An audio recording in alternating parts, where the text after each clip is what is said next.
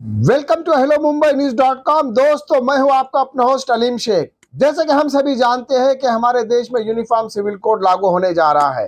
हालांकि इसका मसौदा और ड्राफ्ट अभी तक तैयार नहीं हुआ है, लेकिन इस पे राजनीति जरूर शुरू हो चुकी है। ये हमारे देश में कोई नई बात नहीं है। जब भी कोई बिल आता है, चाहे वो ट्रिपल तलाक का बिल हो, चाहे वो किसान बिल हो, और इस पे राजनीति ना हो, ये तो नामुमकिन है। ठीक उसी तरह यूनिफॉर्म सिविल कोड पर भी राजनीति दिन ब दिन गर्माती जा रही है।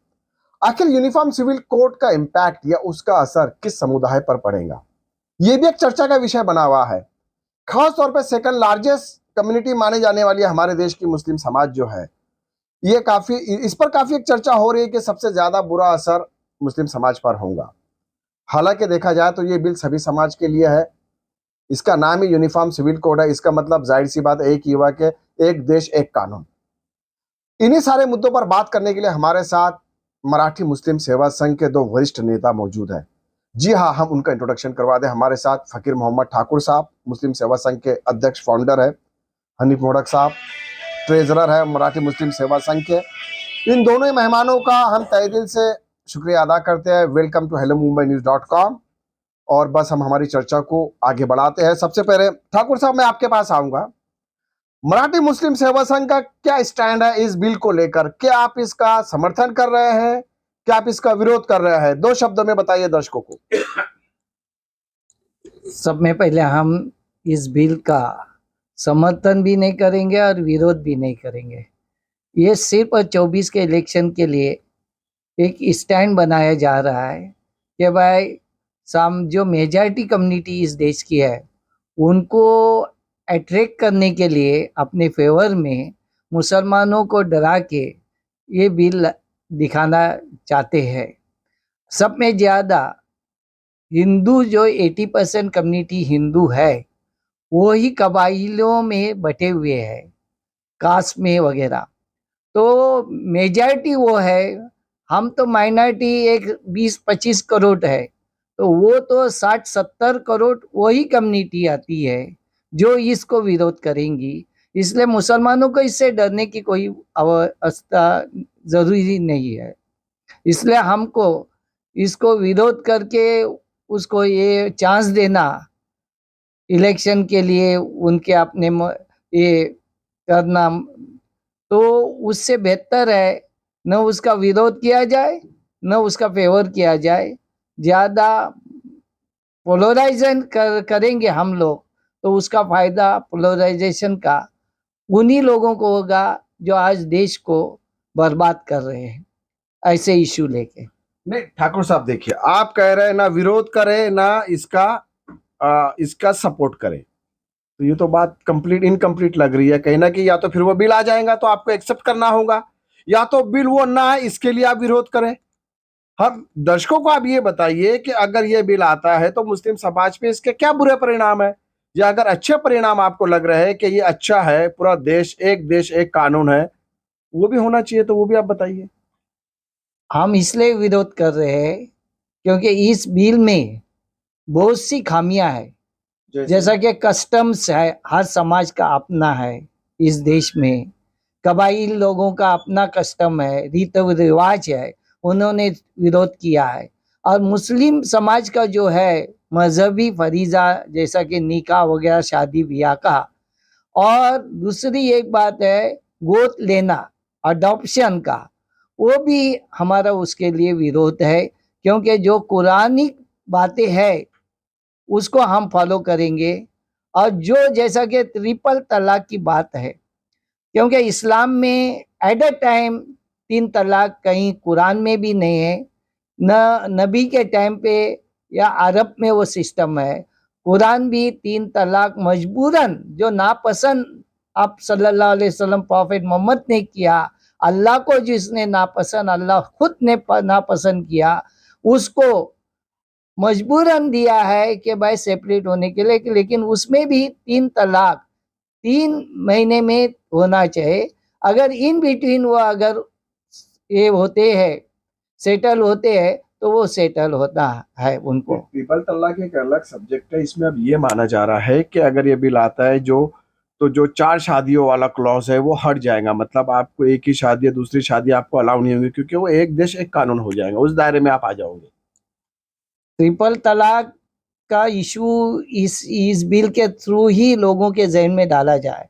दूसरी बात, हम में जो कमी है कि भाई हम में बुराई है, इससे इस्लाम और कुरान का ये नहीं आता है, हमने उसको गलत इस्लाम अडॉप्ट किया है। ये बात 84-85 1985-84 को 84-85 में, आज से तकरीबन 40 साल पहले पर्सनल लॉ बोर्ड की बुनियाद पड़ी। उन्होंने सिर्फ सोफिस्टिकेटेड लोगों को अपने पदों पे रखा हर स्टेट वाइज, लेकिन उन्होंने समाज को सुधारने के लिए 3 तलाक के बारे में कोई काम नहीं किया, जो कुरान और जो शरीयत से है वाजा।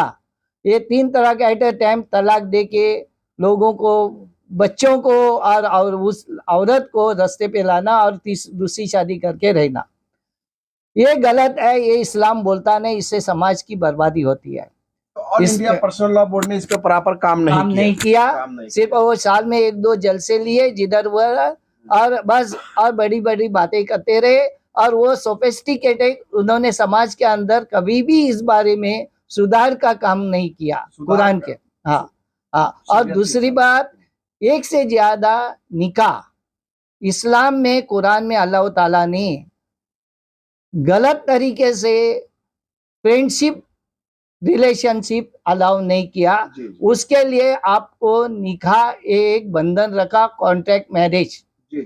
तो उससे होने वाले बच्चों को हक मिलता है, बीवी को हक मिलता है, गलत कोई होता नहीं और इक्वल रहता है। और इस्लाम में साफ वाज़ा है कुरान में, अगर तुम सेकंड वाइफ करते हो या जो भी जिसने रिलेशन रखते हो, तो इक्वल उसको स्टेटस देना है, बराबरी का, हर चीज में, बिस्तर से लेके हर चीज में बराबरी देना है। ये इस्लाम में है। फ्रेंडशिप अलाउ नहीं है। जो अदर रिलीजियस में फ्रेंडशिप में रखा जाता है, न उनको बच्चों को बाप का नाम मिलता है, न बाप के प्रॉपर्टी में उनको हिस्सा मिलता है, न वो औरत को कोई हक मिलता है शोहर का, न प्रॉपर्टी में हक मिलता है। हमारे इस्लाम में, कुरान में अल्लाह ताला ने वाज़ा किया, अगर तुमको एक से ज्यादा करना है तो प्रॉपर जो इस्लामी तरीका है, कानून है कुरान का, उस हिसाब से करो। और उसमें भी एक हाथ रखी है, 4 के ऊपर नहीं करो, 4 के ऊपर नहीं करो, इस्लामी तरीका। अब आइए, अब अभी हम बात करते हैं हनीफ मोड़ा का हनीफ साहब से। हनीफ साहब क्या कहना चाहेंगे, मराठी मुस्लिम सेवा संघ का क्या स्टैंड है इस बिल को लेकर? मैं फिलहाल तो मेरी बात करूंगा जी। ये यूसीसी जो चर्चे हो रहे सब तरफ, हाँ, कोई प्रपोजल तो आया नहीं है जी। कोई क्लैरिफिकेशन तो आई नहीं है, तो कौन से मुद्दे पे हम लोग बहस करें? पहली बात तो वो है। जी, ओके। हाँ। और अपने देश में इतने डाइवर्सिफाइड कल्चर्स है, इतने डाइवर्सिफाइड कम्युनिटीज है, इतने रीते रिवाज है, हिंदुओं में इतने सेक्शंस है, शेड्यूल कास्ट, ओबीसी, हरिजन, अछूत, दलित, इतने सारे लोग हैं। तो ये लोग अपने में पहला यूनिफॉर्म कोड लाने वाले ला सकते हैं? हर किसी को मंदिर में जाने की इजाजत दे सकते हैं? एक बात तो ये होगी जी। अच्छा, दूसरे यहाँ पे जो मल्टीपल मैरिजेस की बात है जी, अपने देश में, Bihar, UP, right up to Nepal, जी, पॉली एंड्री चल रहा है। मतलब एक औरत की शादी सारे भाइयों के साथ होती है। ओके, तो all the brothers share one woman. ये कंसेप्ट क्यों चल रहा है? ये अलाउड है, नहीं अलाउड है, ऑफिशियली हो रहा है कि नहीं हो रहा है, वो बात नहीं कर रहा हूं मैं। ये बहुत डोमिनेंट है, प्रोमिनेंट चल रहा है। आप गूगल में सर्च कर लो, आपको मालूम पड़ जाएगा। तो इनके लिए क्या लॉ लागू होएगा? तो प्रपोजल ही नहीं है कुछ। और अपने देश में uniform civil code on a national level possible है क्या? पॉसिबल ही नहीं है। ये हम लोग को खाली उचका रहे, भड़का रहे, और मियाँ भाई थोड़े जरा जज्बाती हो जाते हैं और बोल बचन चालू होएगा, बहस करना चालू होएगा। वो लोग चाहते हैं कि हम लोग कुछ गलती करें, कुछ बोले, कुछ उनको मुद्दा मिले इलेक्शन के लिए। नहीं तो मैं तो नहीं मानता हूं कि ये यूसीसी का कोई प्रपोजल ही नहीं है, ये खाली तीर तीर छोड़ा है। अभी देख रहे कौन से निशाने पे लग रहा। तो फिर ये all India Muslim personal law board हर शहरों में जाके रोजाना मीटिंगें कर रही है। मुंबई में भी 2 मीटिंगें हो चुकी है। हमारी शरीयत खतरे में है, शरीयत के साथ छेड़खानी की जा रही है, इस तरह का माहौल तो बनने लगा है। शरीयत क्यों खतरे में? कौन सा प्रपोजल आया अभी तक? क्या निकला है? और जहां तक ये मल्टीपल मैरिजेस का सवाल है, these people have more wife. गैर कौम वाले के ज्यादा बीवियां हैं। हम लोग में तो ऑफिशियली अलाउड है। वो भी क्या है, उसके भी कायदे कानून है। हर कोई कायदे कानून का पाबंद नहीं है। ह्यूमैनिटी में लोगों में कमजोरियां हैं, करते। अभी गैर कौम वाले मुसलमान बन जाते खाली एक्स्ट्रा शादी करने के लिए। धर्मेंद्र का देखो केस। हाँ, तो ये इंसान तो गलती करते रहेगा। इंसान की खूबी है कि वो नफ्स के ऊपर कंट्रोल नहीं कर सकता। मैं यहाँ पे मुसलमान गैर कौम की बात नहीं कर रहा हूं, मैं इंसान की बात कर रहा हूं जी। करेक्ट। मैं तो बोलता हूं कि इंसानियत को जागा रखो जी। ये यूसीसी, इसके ऊपर जब तक प्रपोजल बाहर नहीं आता बहस करने का कोई मतलब नहीं। ठाकुर साहब, दूसरी बात, और एक बात जी जी, हमारा संविधान है, कॉन्स्टिट्यूशन है, उसको डैमेज करने की कोशिश हो रही है, उसको डिस्टर्ब करने की कोशिश हो रही है। अभी क्या हम लोग बवाल करते रहेंगे, चिल्लाते रहेंगे? हम लोग क्यों समझते कि ये सारे तीर हम पे ही मार रहे हैं? कोई तीर मारेगी तो टारगेट पे लगेगी नहीं, और किधर लगने वाली है? तो उनको आवाज करने दो ना, उनको दर्द हो रहा है ना। यूनिफॉर्म सिविल कोड मतलब जितने भी रिजर्वेशन है, हाँ, जितने भी फैसिलिटीज मिली है लोगों को, जो बाबा अंबेडकर साहब ने जो जो करके रखा इन लोगों के लिए, जिनसे इन लोगों को फायदा हो गया, कुछ स्टैंडिंग मिली, थोड़ा रिस्पेक्ट मिला, वो सब तबाह होने वाला है। हाँ, तो हम लोग इतने घबरा क्यों रहे? मेरा बोलने का ये मतलब है। मुस्लिम घबरा रहा है या कि राजनीतिक पार्टियां उन्हें घबरा दे रही है? अरे तो राजनीतिक पार्टी क्या, ये तो क्या ब्राह्मण राज करना चाहते हैं। ये तो धीरे धीरे सबको तोड़ देंगे। इनको तो मुसलमान भी नहीं चाहिए, इनको तो दलित भी नहीं चाहिए, इनको तो क्रिश्चियन भी नहीं चाहिए, इनको पारसी भी नहीं चाहिए। ये तो चाहते हैं कि ब्राह्मण राज करे। सारे डिपार्टमेंट्स को अपने कंट्रोल में रखा है, हर किसी को धमकी दे रहे हैं। जो भी इनके खिलाफ बात करता है उठा के ले जाओ। सबके कबाड़ में हड्डियां हैं, हर कोई अपने हड्डियों से डरा हुआ है। हर कोई चाहता कि मेरा कबाड़ नहीं खुले, वो डर के सब चुप बैठे, और क्या है। तो ये जो चुप भी बैठे हैं, ये धमकियों से चुप बैठे हैं, डर के चुप बैठे हैं। ये मेरा बोलना है। ठाकुर साहब, हनीफ साहब का ये कहना है कि अभी तो बिल ही नहीं आया है, तो इस पे चर्चा भी हम क्यों कर रहे हैं? डराया जा रहा है, हम डरे भी क्यों? वो चीज आई नहीं अभी तक, लेकिन आप देख रहे हैं माहौल तो बन गया है।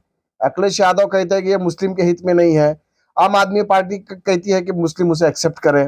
राजनीति तो होना शुरू हो गई है, लेकिन हनीफ साहब ने बहुत अच्छी बात पर रोशनी डाली है कि जो चीज अभी तक आई नहीं, ड्राफ्ट आया नहीं है, मसवदा तैयार नहीं हुआ है, उस पर राजनीति हो रही है, डराया जा रहा है। तो हनीफ साहब की इस बात से आप कहाँ तक सहमत है?